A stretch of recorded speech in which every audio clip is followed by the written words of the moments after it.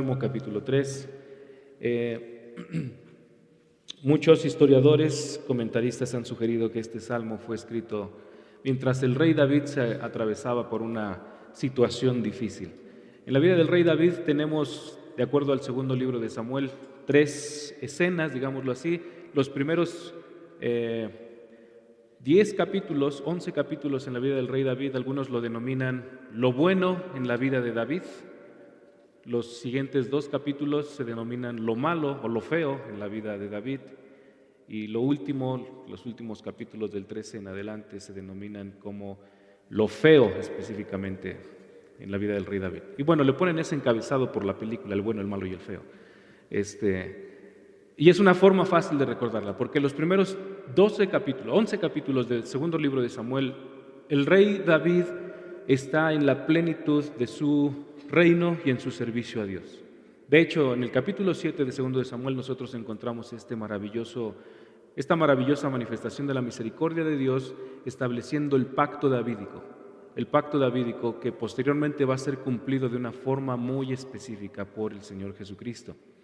Pero llegando al capítulo 11, capítulo 12, nosotros nos encontramos con esta situación particular del rey David. Mientras que los reyes tendrían que haberse preparado para salir a la batalla, el rey David prefirió quedarse en su hogar. Y en su ociosidad, el rey David, narra el segundo libro de Samuel, capítulo 12, paseándose por la azotea de su casa, mira hacia la casa del vecino, que era uno de sus generales principales, Urías, que no era judío, era de otra nacionalidad. Su esposa está allí. El esposo no está porque el esposo está en batalla, donde debió haber estado David.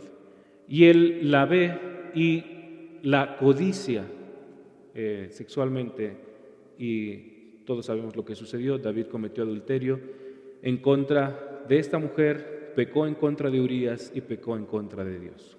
Ahora, cualquiera podría decir, bueno, tal vez David había actuado bien hasta ese momento en su vida, antes de ese punto. Sin embargo, si nosotros leemos la historia del rey David, vemos una constante. Y si bien es el siervo de Dios, sin embargo, David estuvo concediendo al pecado, porque esta no era la primera mujer que se convertiría en su esposa, ni la segunda, ni la tercera, ni la cuarta. Era al menos la quinta esposa que David iba a tener. Así que era una constante en la vida del rey David de tener varias mujeres. Ahora, a partir del capítulo 2 en adelante, después de que el hijo producto de este adulterio muere, hay una consecuencia en contra de David.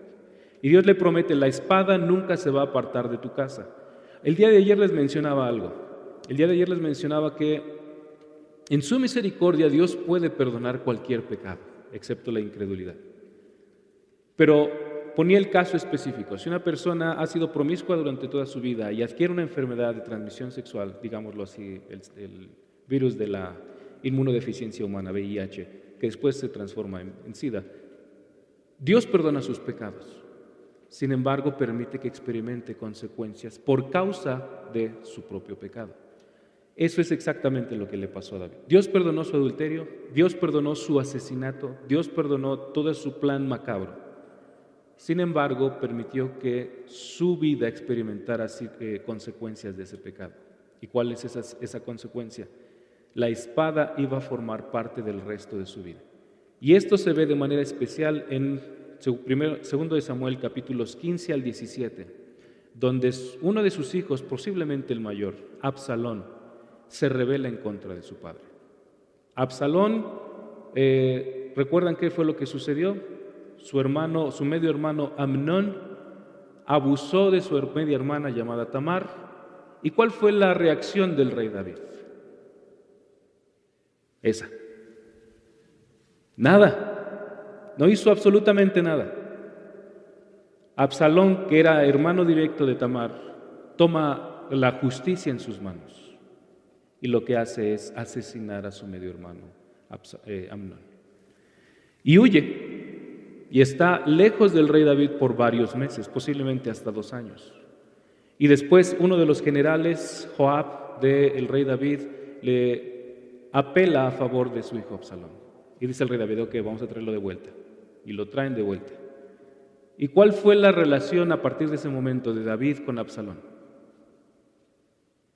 La misma, la misma. David no se acercó a su hijo, ni lo buscó, ni lo llamó, no hubo ningún tipo de interacción con su hijo. Y esto, digo, el hijo ya estaba bastante crecidito, por supuesto, pero de alguna manera provocó a ira a Absalón. ¿Y qué fue lo que hizo Absalón? Comenzó a rebelarse en contra de su padre. Salió a la puerta de la entrada de la ciudad de Jerusalén, y cuando las personas venían para traer un caso legal delante del rey, Absalón les decía: ven, yo te voy a escuchar, allá adentro nadie te va a escuchar. Pon tu confianza en mí, créeme, ponme como tu rey, yo te voy a dirigir y voy a traer la justicia que tú necesitas. Y de esta manera Absalón estuvo ganándose la confianza del pueblo. Eso lo estuvo haciendo por otros aproximadamente 2 años. Así que, llegado el momento, Absalón se rebeló en contra de su padre. Gran parte del ejército estaba a favor de Absalón, gran parte del pueblo estaba a favor de Absalón, así que esto simplemente se desarrolló en consecuencias naturales. Absalón se rebeló en contra de su padre, David tuvo que huir, y mientras David huía y subía por el monte de los olivos, iba llorando debido al golpe de estado, debido a la traición que había recibido de su hijo. Ahora, esa circunstancia particular, David subiendo por el monte de los olivos, solo es un comentario adicional, anticipa el llanto de Cristo yendo hacia Getsemaní por el monte de los olivos, llorando por el pueblo de Israel que había rechazado al Mesías. Esa situación de David está anticipando el llanto de Cristo por el pueblo de Israel. Primero, 2 de Samuel 15:30. En 2 de Samuel 16, versículos 5 al 8, Simei, uno de los descendientes de Saúl, empieza a gritarle a David maldiciones. Maldiciones en el contexto hebreo, en parte son deseos de que se muera, pero en parte son expresiones, malas palabras, groserías, todo lo que uno podría escuchar en nuestras ciudades. En 2 de Samuel, capítulo 17, versículos del 1 al 3, Ahitofel, que originalmente había sido uno de los siervos principales de David, se revela y le dice a su hijo Absalón: ¿por qué no vamos en esta noche y capturamos a tu padre mientras está dormido en el campo?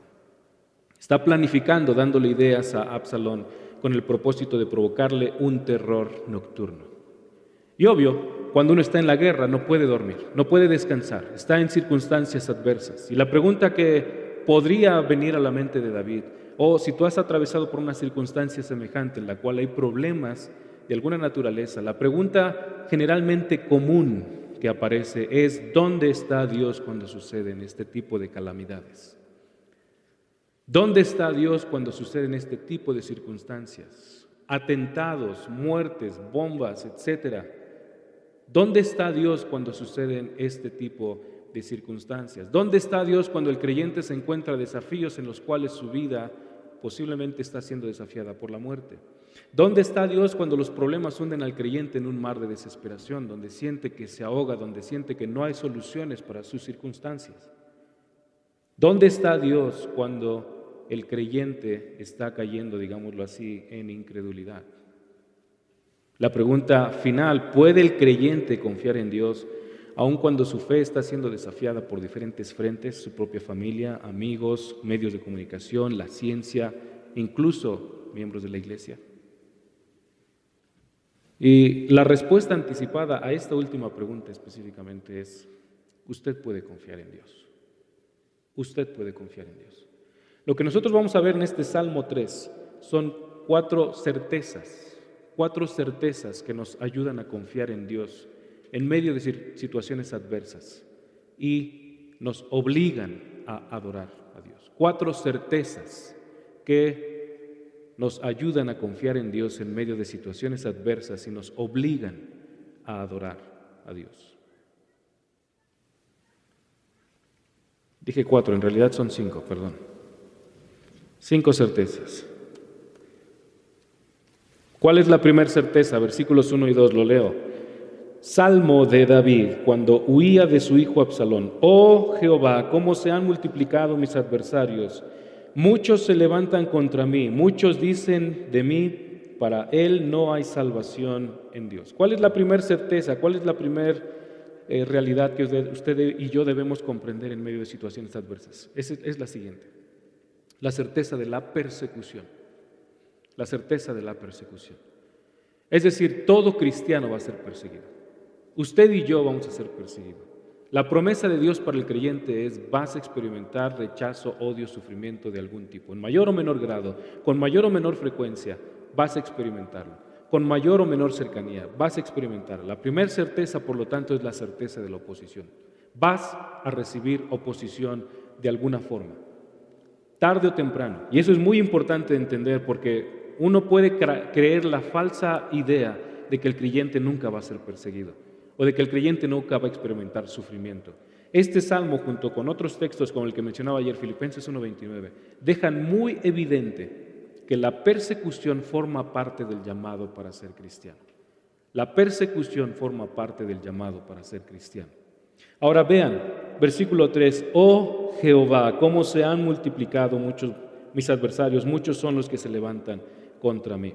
Esta es una circunstancia adversa para David, y piense bien qué es lo primero que está haciendo David. ¿Cuál es la fuente de consuelo? ¿Cuál es la fuente de confianza para David? ¿A quién se está acercando para comunicarle este temor que está percibiendo, que está experimentando en su vida? Está yendo con Dios. Y la primera actitud que todo cristiano debe tener en el preciso momento cuando está en una circunstancia difícil, no es ir con el compadre, la comadre, no sé si eso existe acá, no es ir con el compadre, la comadre, el amigo, no. ¿Quién es la primera persona con la cual tenemos que ir? Siempre tiene que ser Dios, siempre tiene que ser Dios. Ahora le pregunto algo. El día de ayer observábamos en Éxodo capítulo 32 al 34 un atributo de Dios que es la omnisciencia de Dios. Dios sabe todo. Mientras Moisés estaba en el monte Sinaí, Moisés no sabía de la depravación en la que estaba envuelto el pueblo. Dios sabe todo, ¿cierto? Lo voy a preguntar otra vez, porque los veo dormidos. Dios sabe todo, ¿cierto? Amén. Ahora, observe la oración de David, versículo 1 y 2. Oh Jehová, cómo se han multiplicado mis adversarios. Muchos se levantan contra mí, muchos dicen de mí, para él no hay salvación en Dios. Pregunta, ¿Dios sabe lo que le está pasando a David? Si Dios lo sabe, ¿por qué lo está expresando David? Si Dios sí lo sabe, ¿por qué David está diciéndole: Dios, mira cómo se han multiplicado, cómo han crecido el número de mis enemigos? Es una buena pregunta. Y esta es una pregunta muy común. Si Dios sabe todas las cosas, ¿para qué orar? ¿No es así? La respuesta es la siguiente. Necesitamos orar porque nosotros necesitamos aprender a desprendernos de nuestras cargas y depositarlas en el Señor. Esa famosa expresión, Mateo 11:28, todo el que esté cansado, venid a mí, y si estás trabajado y cargado, vengan a mí y llevad mi yugo sobre vosotros, etcétera, etcétera. Deposita las cargas sobre Cristo. Confían. Dios lo sabe todo, definitivamente, pero en el momento en que nosotros estamos expresándole a Dios nuestros temores, estamos confiando en Él. ¿Cuál es un distintivo de un corazón arrogante? Nunca reconocer su necesidad. Un distintivo de un corazón arrogante es nunca reconocer su necesidad, ni delante de Dios ni delante de otras personas. David no está mostrando este tipo de arrogancia. Él, con toda humildad, con toda dependencia, dice: Jehová, muchos se han multiplicado mis adversarios. Está orando, entregándole al Señor su temor. Hay un temor real, hay un temor real. Por eso dice: muchos se han multiplicado. Observe la palabra que se repite, versículos 1 y 2. ¿Cómo se han multiplicado mis adversarios? Muchos se levantan contra mí, muchos son los que dicen de mí. Esa palabra muchos está indicando la gravedad de la circunstancia. David está completamente rodeado por enemigos y el enemigo principal es uno de su propia familia. Y hermanos, esto nos ilustra otro principio en nuestra vida cristiana. En ocasiones los enemigos más cercanos van a ser los de nuestra propia familia. Recuerdo una hermana en nuestra iglesia que después de creer en Cristo, ella nació originalmente al sureste de México, en un estado que se llama Guerrero, y ella, después de creer en Cristo, le quiso compartir el evangelio a sus hermanos, y los hermanos, cuando supieron que era cristiana, no le recibieron llamadas, le colgaron el teléfono y le dijeron: tú ya no eres miembro de nuestra familia. Eso pasa, eso pasa. El punto es, uno tiene que aprender a confiar en Dios incluso en estas circunstancias tan difíciles. En los versículos 1 y 2 nosotros vemos el carácter de los enemigos. Por ejemplo, vea el versículo 1. Dice, oh Jehová, cómo se han multiplicado mis adversarios. La palabra adversario es un enemigo que disfruta provocar un sentido de angustia en alguien más. Un adversario es alguien que disfruta producir un sentido de angustia en alguien más. Esa es la razón por la cual a Satanás se le llama el adversario del creyente, porque le encanta poner al creyente en un estado de angustia y producir desconfianza en él. El enemigo, por lo tanto, es alguien que busca la destrucción del opuesto y lo destruye específicamente oprimiéndolo y sometiéndolo a angustia. Ese es el carácter de los enemigos de David. Dice además, muchos se levantan en contra de mí. ¿Cuál es la actividad de estos adversarios? ¿Cuál es la actividad de estos enemigos? Esta expresión, muchos se levantan contra mí, al final del versículo 1, es un verbo en participio, lo que indica una acción constante, una acción recurrente. De manera regular ellos están presentándose, digámoslo así, en orden de batalla en mi contra. Constantemente me están atacando, constantemente me están ofendiendo, constantemente están desafiándome.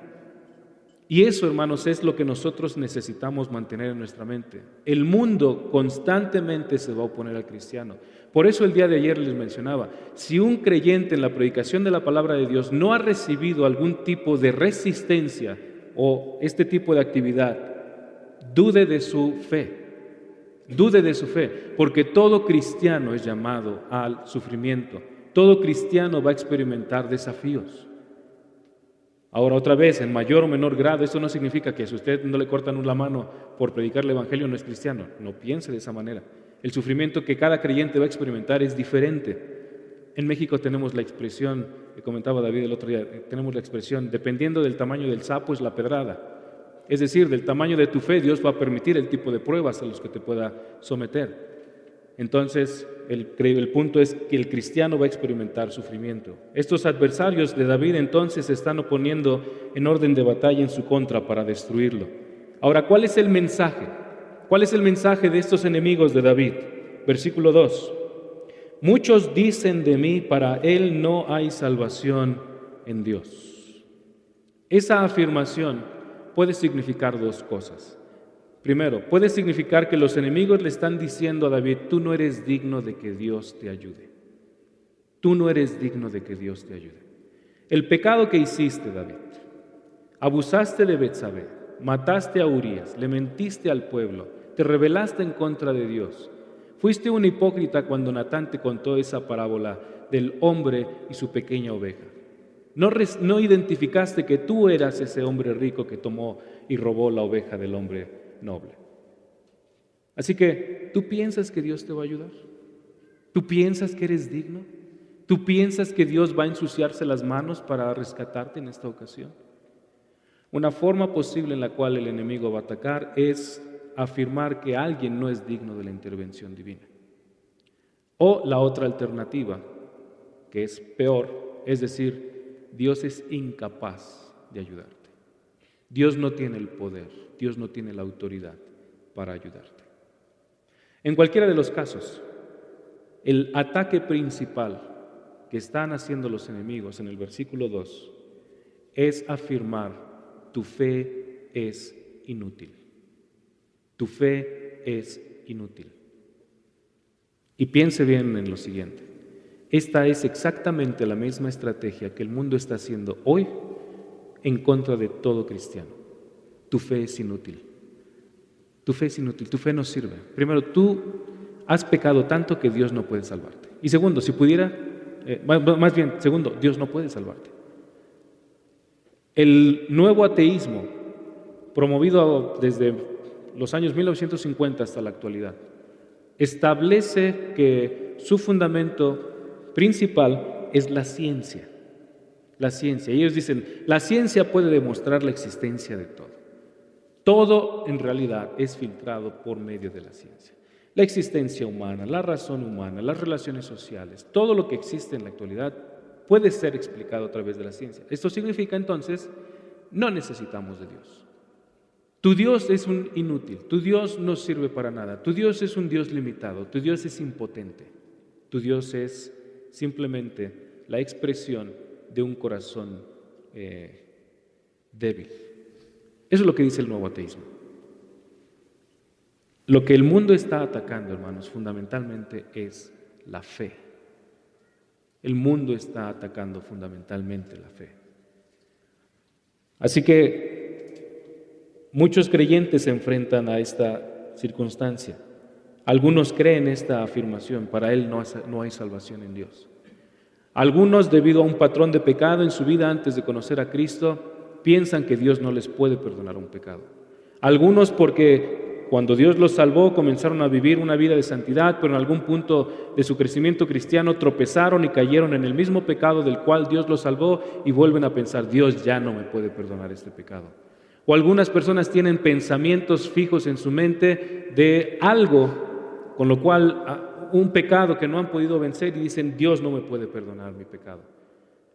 Si usted está en esa circunstancia, usted está creyendo la mentira de los enemigos del creyente. ¿Y cuál es la mentira del enemigo? Para él no hay salvación en Dios. Fundamentalmente, entonces, la guerra que nosotros tenemos como cristianos es una guerra espiritual. Por eso mencionaba el día de ayer, el único pecado que Dios no puede perdonar es la incredulidad. Es la incredulidad. Así que en medio de esas circunstancias uno tendría que clamar como el padre del joven que estaba endemoniado: Dios, creo, ayuda mi incredulidad. Ayuda mi incredulidad. Marcos capítulo 9 me parece que es. Entonces, el corazón del ataque es este versículo 2. El enemigo busca destrozar la fe del creyente en Dios. El enemigo busca destrozar la fe del creyente en Dios. Tal vez no buscan tu vida física, tal vez no buscan tu atención intelectual, pero sí buscan destruir tu fe. ¿Y cuáles son los medios que pueden utilizarse para destruir tu fe? Tu familia, tu trabajo, tus relaciones personales y tristemente, incluso situaciones, circunstancias dentro de la iglesia. Nosotros tenemos que revisar nuestro corazón para ver que lo que estamos haciendo dentro de la iglesia es un acto de adoración a Dios y de servicio a los demás. ¿Cómo se define la iglesia basado en Efesios 4, del 1 al 16? La iglesia es esta nueva comunidad de creyentes establecido por Cristo que trabajan como una unidad. Esa expresión de Pablo en el versículo 4 al 7, hay un solo Señor, un solo cuerpo, una sola fe. Somos un solo cuerpo, no puede haber división dentro de la iglesia, no puede haber opiniones opuestas basadas en la Escritura dentro de la iglesia. Así que no podemos permitirnos, nosotros en lo individual, ser instrumentos para causar la debilidad en la fe de otro creyente. No podemos. Necesitamos estar atentos a esta posibilidad de que usted pueda ser tropiezo para alguien más. Así que, ¿cuál es la primera certeza que el Salmo 3 nos presenta? La primera certeza es la certeza de la oposición. Tarde o temprano usted va a ser perseguido. Segunda certeza: ante esta circunstancia, sabiendo que vamos a experimentar sufrimiento, persecución de alguna manera de diferentes frentes, ¿qué otra realidad necesitamos comprender y la cual necesitamos abrazar con fuerza? La segunda certeza es la siguiente: el carácter de Dios. El carácter de Dios. Versículo 3. Pero tú, mas tú, oh Jehová, eres escudo en derredor mío, mi gloria y el que levanta mi cabeza. Esa expresión inicial, mas tú, oh Jehová, es un fuerte contraste, es una conjunción de contraste que indica algo radicalmente opuesto a lo que están haciendo los enemigos. Los enemigos tratan de destruir la fe, los enemigos tratan de crear opresión, los enemigos tratan de crear ansiedad. Dios, por el contrario, rescata, soporta, sostiene al rey David. Y Dios en realidad es más fuerte que cualquier enemigo. La noción de los enemigos es, versículo 2, Dios no puede salvarte, no hay salvación de Dios para él. Pero, versículo 3, tú, Jehová, observe la descripción que se da de Dios. Primero, Dios es fuente de protección, eres escudo en derredor mío. Eres escudo en derredor mío. ¿Cómo era un escudo en aquel año? Estamos hablando aproximadamente del año 970, 960 y algo antes de Cristo. ¿Qué tipo de escudo se utilizaba en la antigüedad? Bueno, no era un escudo como el que utilizaban los romanos, que era un escudo rectangular y casi de 1 metro de longitud. No era un escudo como los que usaban los griegos tampoco, que era un escudo circular y como de 60 centímetros o 70 centímetros de diámetro. El escudo que utilizan los judíos era un escudo redondo, cerca de 30 centímetros de diámetro, que alguien portaba en alguno de sus brazos. ¿Y cuál era la desventaja de ese tipo de escudos? Que solamente cubría la parte en la cual exactamente estaba enfrente el escudo. Si lo ponías frente a tu cara, te cubría tu cara, pero descubría todo el dorso. Si lo ponías en el dorso, te cubría la panza tal vez, pero dejaba todo lo demás vulnerable. Y observen el lenguaje de David. Pero tú, oh Jehová, eres escudo ¿en dónde? En derredor. David no tiene que preocuparse por su frente, por su lado, por su retaguardia. Está cubierto completamente por el Señor. Hermanos, la protección de Dios para el creyente es plena. La protección de Dios para el creyente es plena. Y mantenga en mente este atributo de Dios que se describe a lo largo de toda la Escritura. Dios es completamente confiable, Dios es completamente fiel y Dios es nuestra completa protección. Dios es nuestra completa protección. Nadie puede tocar a el llamado que ha sido por Dios. Nadie puede quitarnos de la mano de Dios. ¿Qué nos separará del amor de Dios? Romanos 8. Tribulación, angustia, hambre, desnudez, peligro, muerte, ni la vida, ni lo presente, ni lo futuro. No hay nada que nos pueda separar del amor de Dios. Esa es la realidad. David no lo está planteando de esa manera, pero entiende el concepto. No hay absolutamente ninguna circunstancia, ninguna persona, ningún sentimiento, ninguna falsa realidad de nuestra mente que pueda apartar al genuino creyente de la mano de Dios. El Señor Jesucristo hace exactamente la misma afirmación en el Evangelio de Juan. ¿Quién puede separar a alguien de la mano del Padre? Nadie. Nadie. Esto significa que necesitamos confiar en Dios. El trabajo de Dios en esta primera parte del versículo 3 es ser protección para el creyente. Y escuche bien esto, la única fuente de defensa para ti y para mí es Dios. La única fuente de defensa para ti y para mí es Dios. Satanás trata de acusarnos. ¿Quién es la fuente de nuestra defensa? ¿Quién es nuestro abogado? Primera de Juan 2:1. Hijitos, os escribo estas cosas para que no pequéis, pero si alguno peca, abogado tenemos para con el Padre a Jesucristo el justo. Él es nuestro defensor. No necesitamos preocuparnos, no necesitamos justificarnos nosotros mismos. Necesitamos confiar en la plena y absoluta protección que Dios nos da. Entonces, en primer lugar, primera parte del versículo 3, Dios es la protección del creyente. En segundo lugar, Dios es la fuente de honor del salmista. Dios es la fuente de honor del creyente. Vean lo que dice la segunda expresión. Mas tú, oh Jehová, eres escudo en derredor mío, eres mi gloria. Mi gloria. ¿A qué se refiere con la gloria? Recuerde cuál es la acusación de los enemigos de David. Tú no eres digno de nada, ni siquiera de la intervención divina. Versículo 2. No hay para ti salvación en Dios. Y junto con David nosotros podríamos decir, amén. No hay nada digno en mí. ¿Qué vio Dios en mí como para salvarme? Pecado. Nada más. Mi gloria no está en mí. Mi gloria no está en mis acciones. Mi gloria no está en mis posesiones. Mi confianza no está en lo que yo puedo o no hacer. ¿Dónde está mi confianza? El Señor. Él es mi gloria. Mi gloria no depende de mí. Si soy hijo de Dios no es por virtud personal. Si soy hijo de Dios es porque al Señor le plació llamarme al arrepentimiento, darme fe, trasladarme del reino de las tinieblas al reino de Jesucristo. No depende de mí. Yo no hice absolutamente nada. Lo único que yo pude hacer delante de Dios fue pecar. Nada más. Cuando David dice esto, tú eres mi gloria, está indicando que la gloria y el honor que David tienen no dependen en nada de él. Absolutamente nada de él. Y hermanos, esto debe de humillarnos también. Porque muchos piensan que merecen ser tratados de una forma especial porque han estudiado mucho, o porque llevan años de ministerio, o porque vienen de un pedigrí pastoral de 20 y pico de generaciones. ¿Sabe qué? No tenemos valor en nosotros mismos.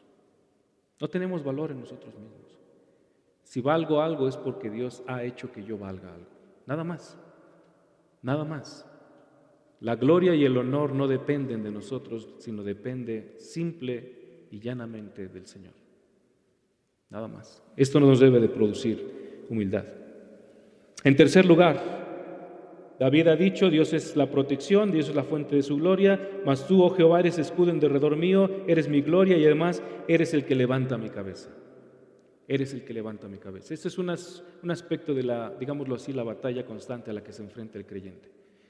¿Dónde está la fuente de tu victoria?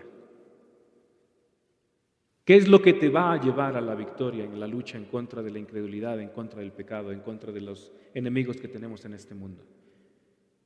No eres tú, no es tu estrategia, no es tu análisis, no es tu capacidad, no es tu fortaleza física, no es nada que tú puedas hacer. Nuestras mejores estrategias son basura delante de Dios. Escuche lo que dice el versículo 3. Eres el que está levantando mi cabeza. Los enemigos de David lo están oprimiendo, lo están ofendiendo, le están diciendo groserías. Eres esto, eres aquello, no vales para nada, eres basura. Y David dice: mi gloria no depende de lo que tú digas que yo soy, mi gloria depende y mi victoria depende completa y absolutamente de Dios. Hermanos, la victoria contra el pecado no es algo personal en el sentido exclusivo. El llamado a la santidad es un trabajo sinergista, es la obra de Dios, el poder de Dios, la palabra de Dios, actuando en nosotros de tal forma que la palabra gobierna nuestra mente, pero también es una sujeción voluntaria a la autoridad del Señor en lo individual. Esa es la lucha contra el pecado y es lo que está haciendo aquí David. Eres el que está levantando mi cabeza. En la medida en la que nosotros estamos subordinados a la autoridad de Dios, es la medida en la cual Dios nos está dando victoria en contra del pecado. Así que Yahweh es la victoria de David. Él no es. Y si tuviéramos que resumir el versículo 3 en una sola expresión, lo hemos dicho en diferentes ocasiones, es la siguiente: la salvación depende completa y absolutamente de Dios. Eso es lo que está diciendo David. La vida depende completa y absolutamente de Dios. Si nuestra fe está firme en Dios, si somos fieles a Dios en medio de circunstancias problemáticas, podemos tener la perspectiva correcta de las circunstancias y podemos tener una perspectiva correcta de quién es Dios. Déjeme ilustrar esto de una forma más específica. Busquen en su Biblia el libro de Daniel, capítulo 3. Daniel, capítulo 3. Seguramente usted recuerda esta escena.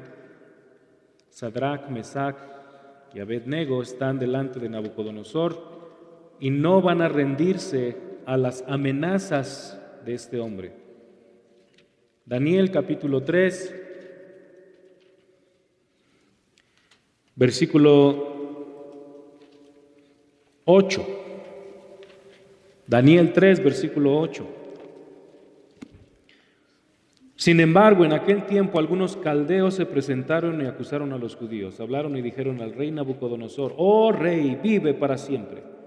Usted, oh rey, ha proclamado un decreto de que todo hombre que oiga el sonido del cuerno, la flauta, la lira, el arpa, el salterio, la gaita y toda clase de música, se postre y adore la estatua de oro, y el que no se postre y adore será echado en un horno de fuego ardiente. Pero hay algunos judíos a quienes usted ha puesto sobre la administración de la provincia de Babilonia, es decir, Sadrach, Mesach y Abed-nego. Estos hombres, oh rey, no le hacen caso, no sirven a sus dioses ni adoran la estatua de oro que ha levantado. Entonces Nabucodonosor, enojado y furioso, dio orden de traer a Sadrach, Mesach y Abed-nego. Estos hombres, pues, fueron conducidos ante el rey. Habló Nabucodonosor y les dijo: ¿es verdad, Sadrach, Mesach y Abed-nego, que no sirven a mis dioses ni adoran la estatua de oro que he levantado? ¿Están dispuestos ahora para que cuando oigan el sonido del cuerno, la flauta, la lira, el arpa, el salterio, la gaita y toda clase de música, se postren y adoren la estatua que he hecho? Porque si no la adoran, inmediatamente serán echados en un horno de fuego ardiente. Y vean la arrogancia del rey. ¿Y qué Dios será el que los libre de mis manos? Hermanos, ese es el ataque constante que tenemos todos los días. ¿Qué Dios va a haber que te libre de las manos de tu gobierno, de la sociedad, de las circunstancias? ¿Quién? Versículo 16. Sadrach, Mesach y Abed-nego le respondieron al rey Nabucodonosor: no necesitamos darle una respuesta acerca de este asunto. Ciertamente nuestro Dios, a quien servimos, puede librarnos del horno de fuego ardiente. Observen la distinción que hacen. Pero, y de su mano, oh rey, nos librará. Observen el lenguaje que están utilizando.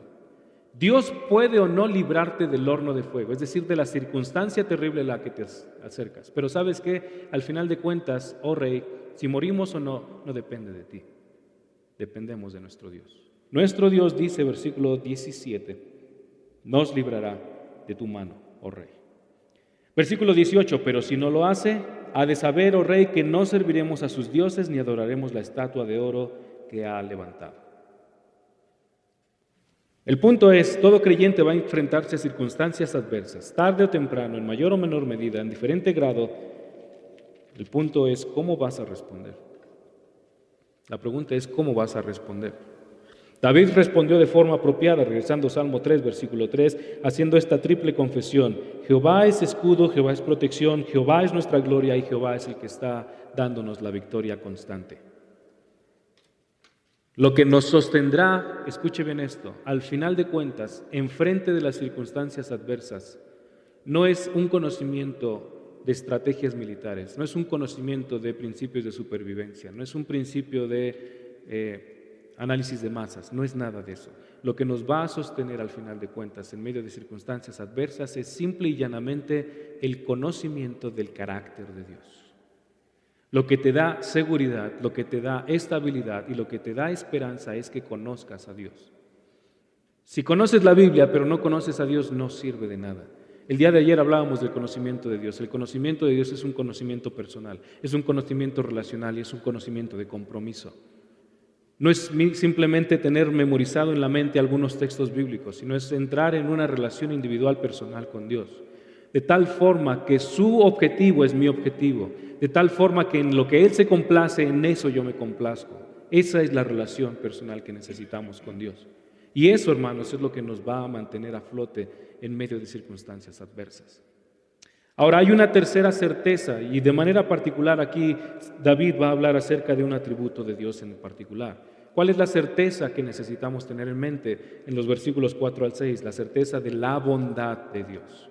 La certeza de la bondad de Dios. Versículos 4 al 6 dice lo siguiente: con mi voz clamé a Jehová y Él me respondió desde su santo monte. Yo me acosté y me dormí, desperté, pues Jehová me sostiene. No temeré a los 10 millares de enemigos que se han puesto en derredor en contra de mí. Después de explicar la forma en que su fe es resguardada por Dios, David ahora ofrece 3 ejemplos específicos en los que él ha experimentado la fidelidad y la bondad de Dios.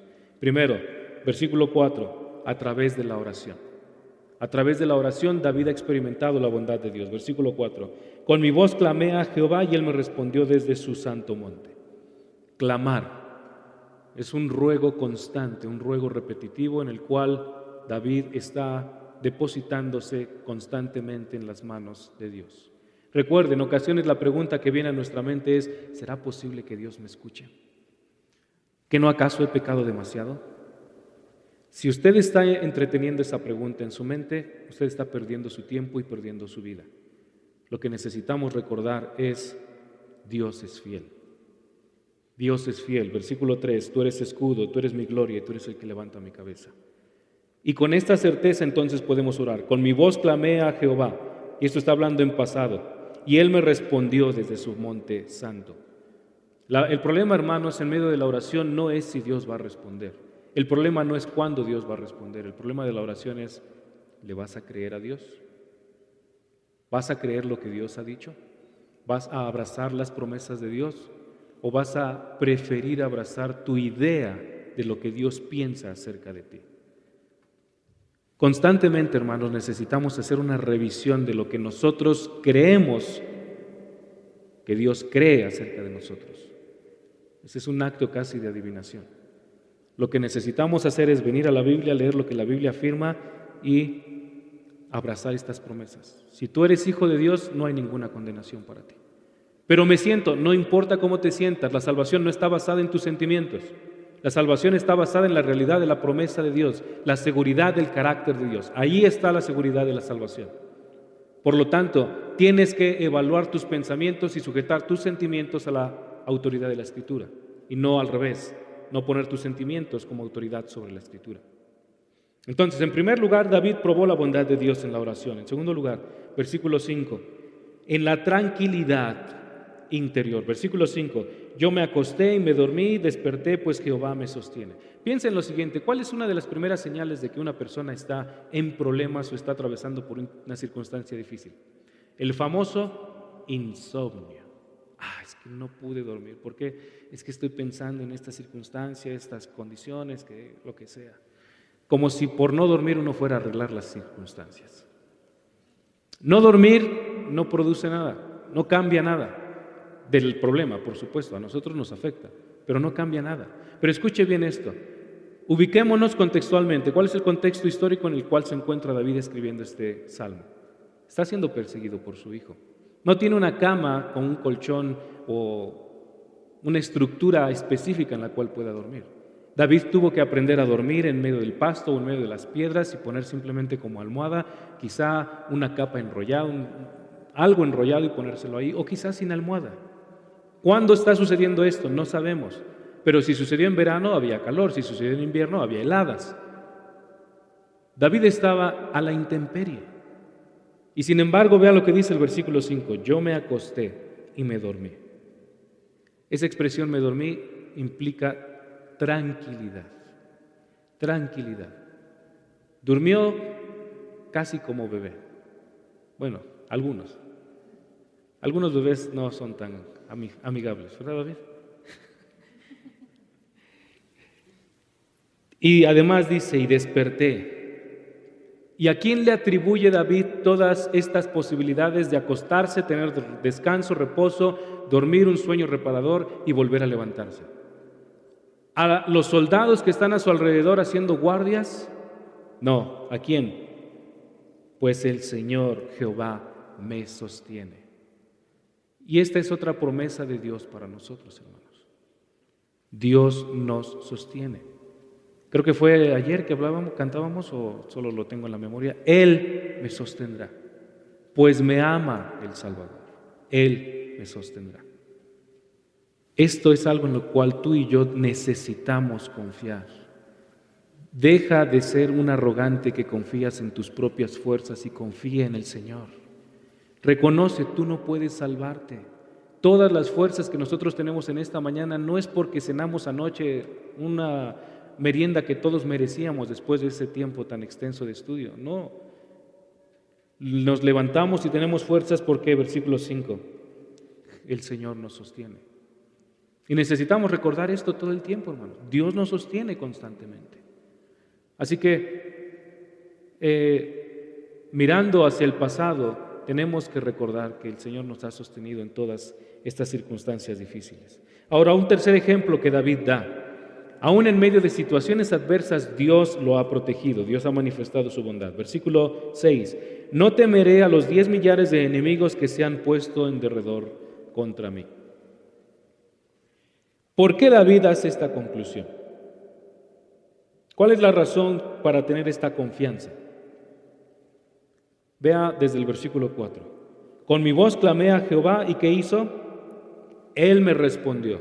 Versículo 5. Yo me acosté y me dormí y desperté. ¿Por qué? Porque el Señor me sostiene, Jehová me sostiene. En consecuencia, debido a la fidelidad de Dios que ha mostrado hasta este momento en mi vida, versículo 6, no temeré a los 10 millares de enemigos que se han puesto en derredor en contra de mí.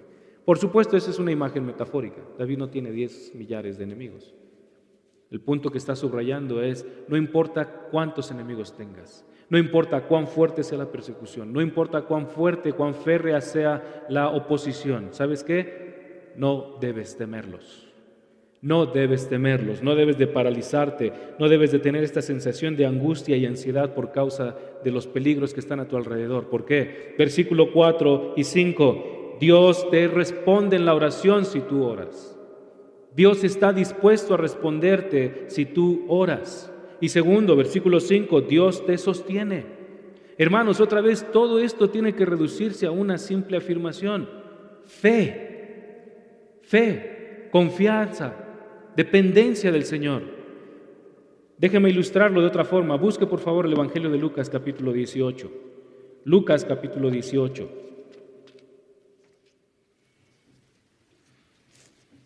Lucas 18, versículo 1.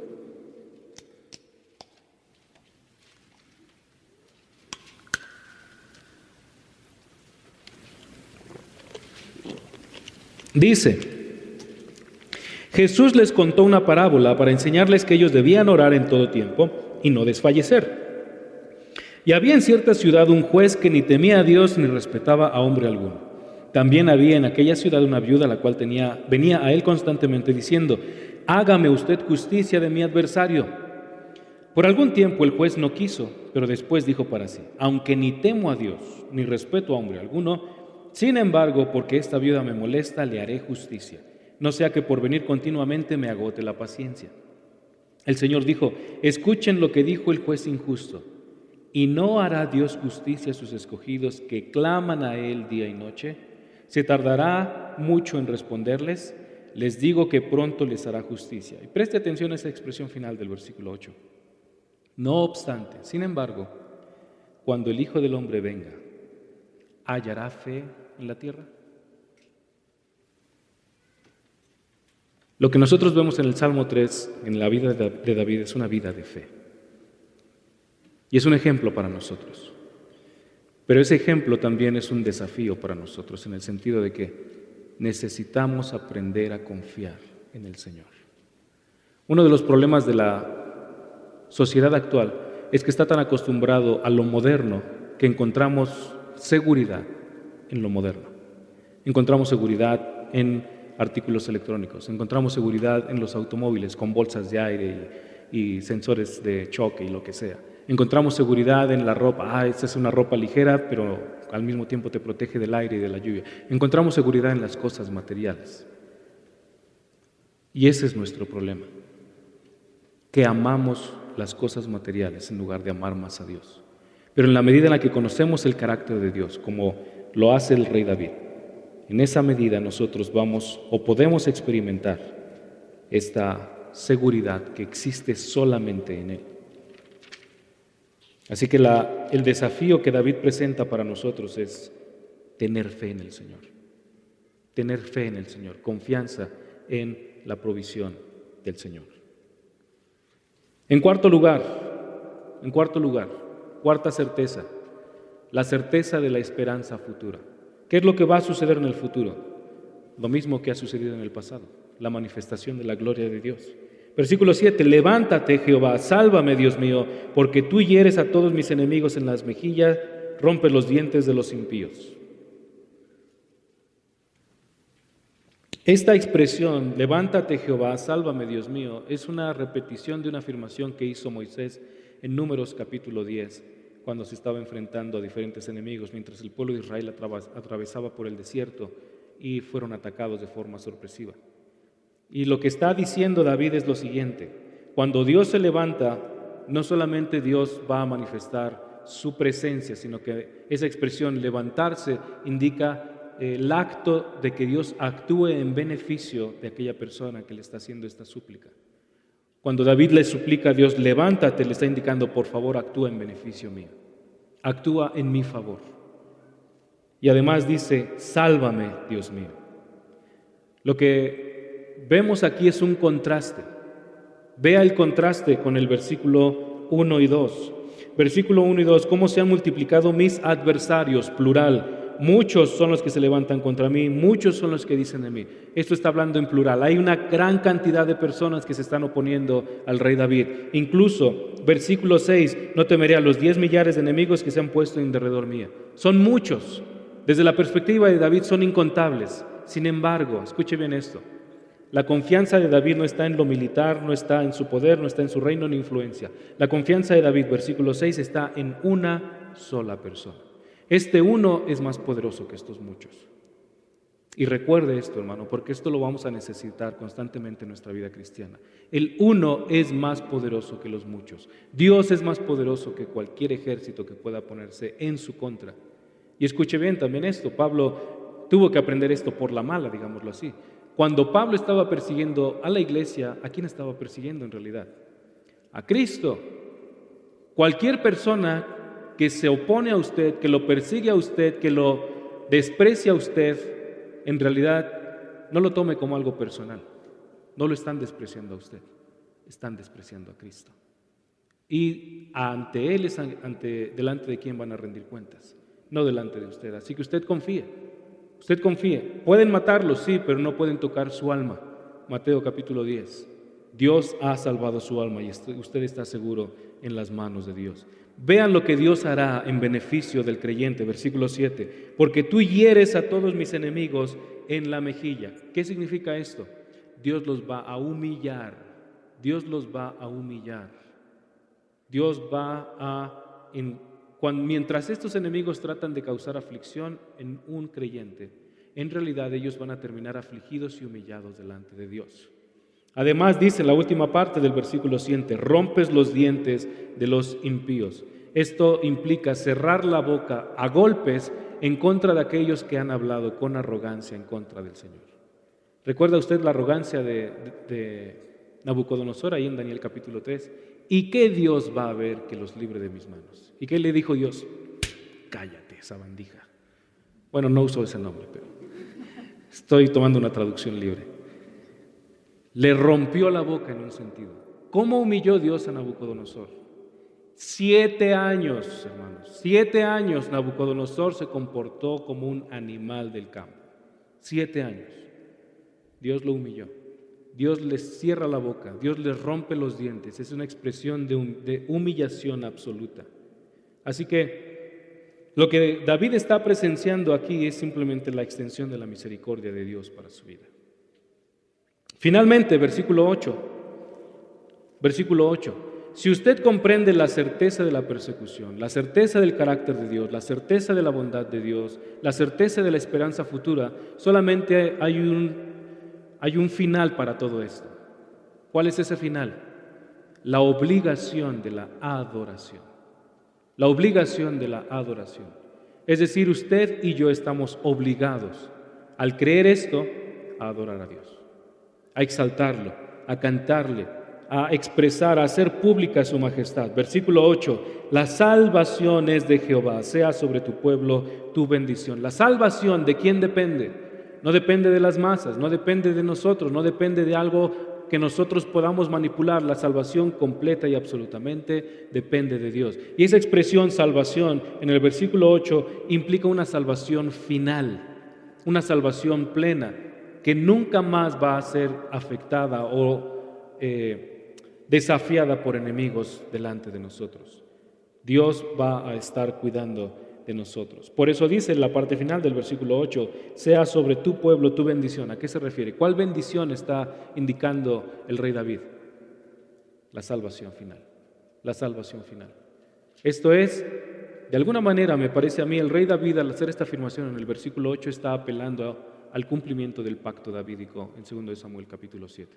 Que Dios cumpla su pacto para su pueblo por medio de este gobernante que va a venir a través de David, que va a traer una salvación plena para nosotros. Así que, hermanos, mientras los enemigos aumentan, mientras los enemigos se oponen a nosotros, mientras los enemigos nos difaman o hacen cualquier cosa, mantenga en mente estas certezas. Primero, Dios es fiel.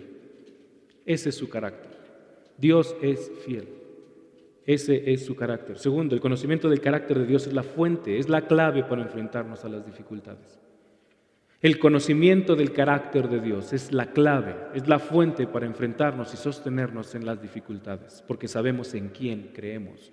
Pablo tuvo esta certeza en 2 Timoteo capítulo 2 cuando dice, yo sé a quién he creído y estoy convencido de que es seguro para guardar mi propósito, su propósito, no recuerdo exactamente.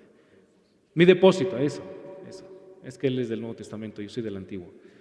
Entonces, el conocimiento del carácter de Dios es la clave para enfrentarnos a las dificultades. Además, el conocimiento del carácter de Dios es lo que nos permitirá acercarnos a Él con confianza por medio de la oración. ¿Sabe usted por qué no oramos con frecuencia?